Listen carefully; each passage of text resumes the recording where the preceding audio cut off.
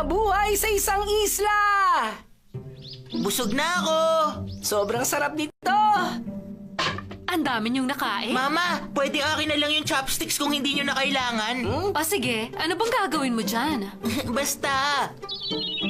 Ano? Ito lang ang naipon ko. Hindi sapat ang lahat ng nakuha ko. Anong ginagawa mo? Magbubuo ka ng balsa at pupunta sa masukal na isla! Gamit ang chopsticks! Oo, at gusto kong subukan gamit ang sarili kong kakayahan. Gusto ko sanang subukan mabuhay sa lugar na walang kahit na sino.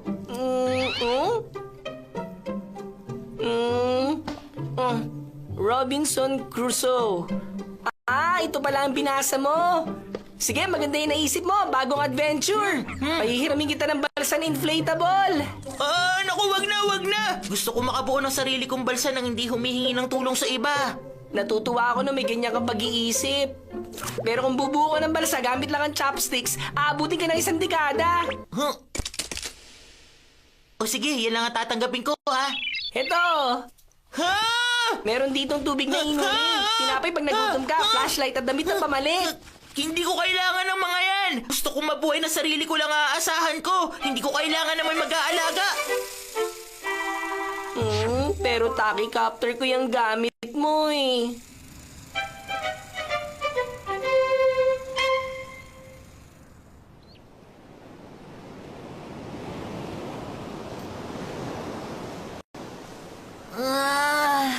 Sarap sa pakiramdam.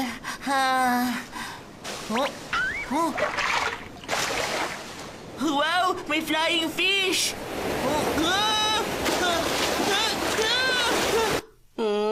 Kumusta na kaya siya?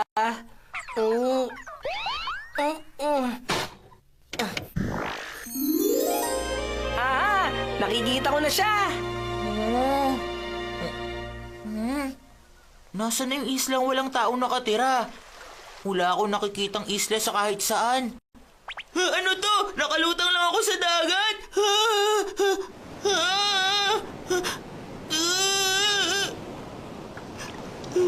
Hindi na ako dapat papunta rito!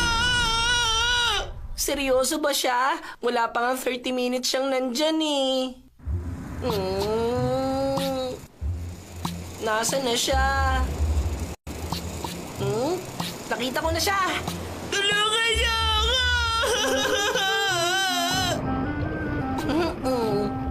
Tingnan ko nga. Ito ang maghahanap at magdadala kay Nobita sa isla.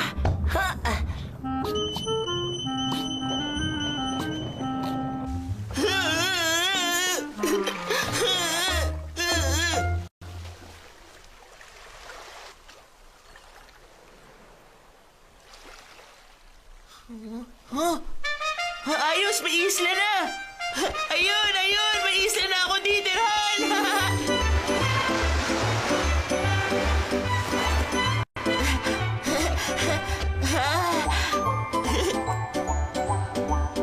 Ang galing! Islang walang tao! Yay! Ako na nga siguro ang una nakadiscover sa islang to! Ngayon, mag-i-explore na ako!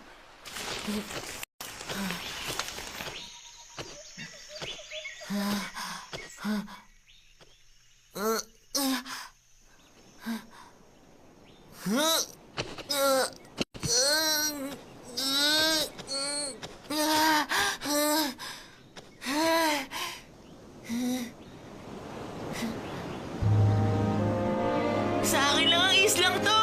Nobita Island na ipapangalan ko rito! Kailangan ko ng pagkain para mabuhay. Si Robinson Crusoe, kumain ng mga prutas sa puno. Prutas sa puno, nasa na kayo?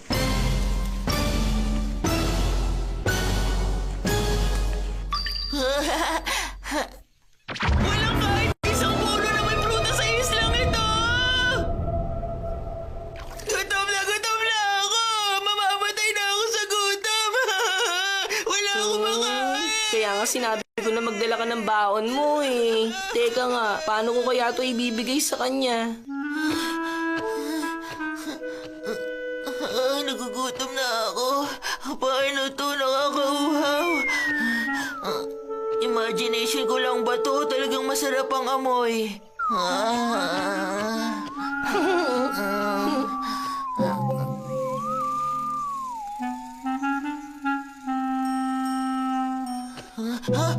Nakakita ako ng prutas!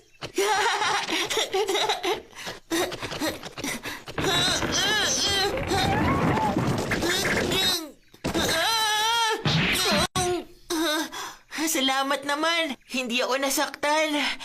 Oh, ang swerte ko, nahulog yung prutas. Kain na na. Ang sarap. Lasang tinapay to ah. Teka, ito na ba yung maalamat na kwento ng bread tree? Ang sarap. Huh?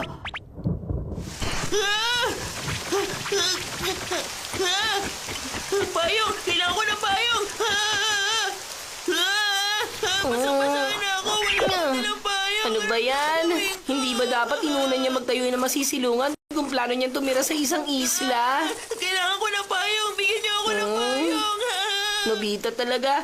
Mag-i-invisible na ako. Bigyan niyo naman ako ng payong!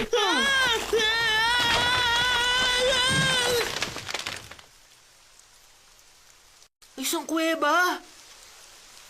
Ayos! Pwede akong tumira dito.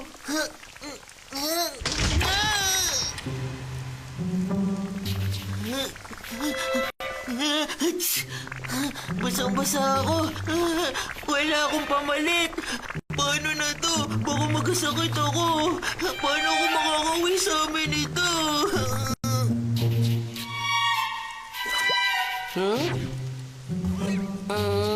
Pag iniwan ko lang sa lapag ng underwear ni Nobita, sigurado magtataka siya.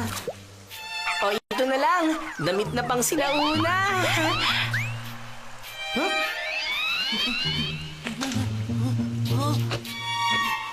Dahon na malalaki. Alam ko na. Ayos to, meron na akong damit. Ang galing. Nakahanap ako ng pagkain, nakahanap ako ng kuwebang matutuluyan, at ngayon may damit na ako. Sakto. Ay.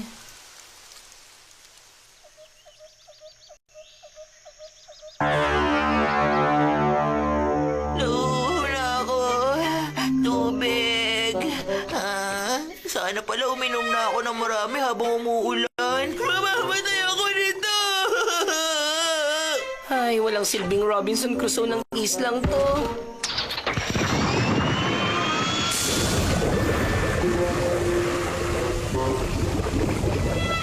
Hawla ako! Bigyan niyo ako ng tubig! Tubig! Ang sarap! Ang sarap palang uminom dito!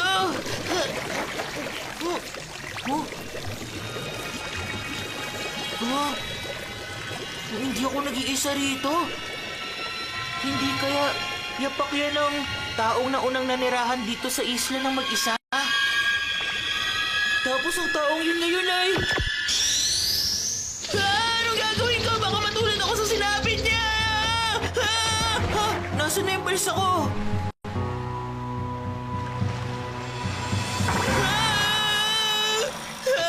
Hindi na ako makakauwi nito!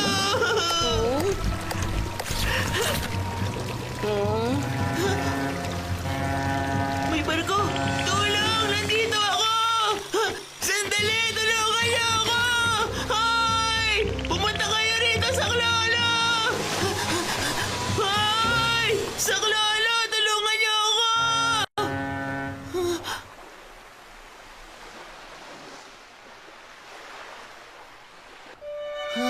Palubog na ang araw. Magdidilim na. Wala akong flashlight, walang TV, walang kumot. Wala akong makausap. Si Robinson Crusoe, maraming taon siyang hindi nakarinig ng boses ng iba. Wala siyang nakausap. Ano mangyayari sa akin? Gusto ko na umuwi sa amin! Ay, naku.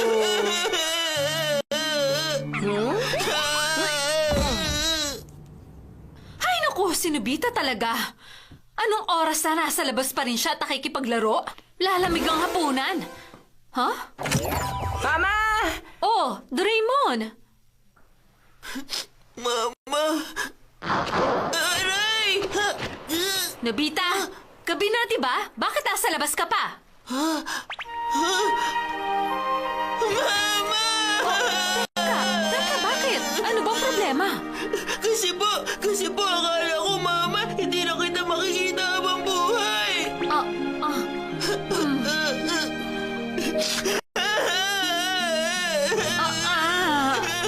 Sige na, tumahan ka na. Ang dungis mo, tingnan mo Yun ang nangyari sa akin. Tumira ako mag-isa sa isla na walang ibang tao. Uminom ako ng tubig mineral. Gumawa ng sariling damit gamit ang malaking dahon. Ganun ako nabuhay. Sana natikman nyo rin yung prutas galing sa bread tree.